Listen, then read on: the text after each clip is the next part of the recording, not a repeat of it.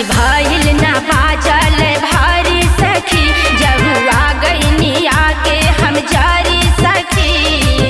लगता कि दर्शन ना होई भोला भंडारी के, गड़िए में सुत गईल राजा गाजा रहिए में मारी के। लगता कि दर्शन ना होई भोला भंडारी के, गड़िए में सुत गईल राजा गाजा रहिए में मारी के। बोले बोले बाबा भोलेनाथ की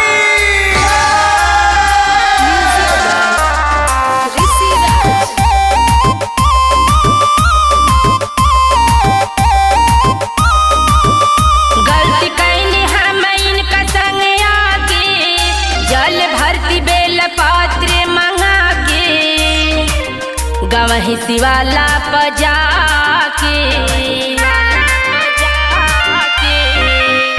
धक धक कर जियरा हमार हो, भीड़ भगतन के बाबर यार हो। तरगट फेल सब कैनी पहिला सोमारी के, गड़िए में सुत गईल राजा गाजा रहिए में मारी के। लगता कि दर्शन ना होई भोला भंडारी के, गड़िए में सुत गईल राजा गाजा रहिए में मारी के। बोला बोला बाबा बैजूनाथ की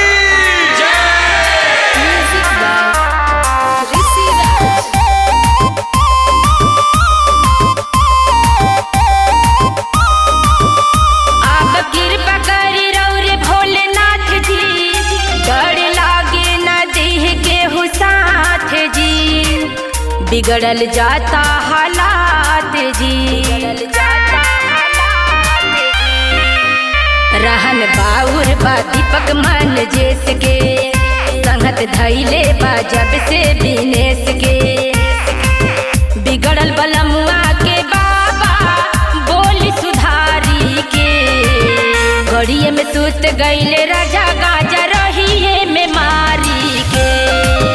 लगता कि दर्शन ना होई भोला त्रिपुरारी के, गड़िए में सुत गईल राजा गाजा रहिए में मारी के। यस आराधना रिकॉर्डिंग स्टूडियो रामगढ़।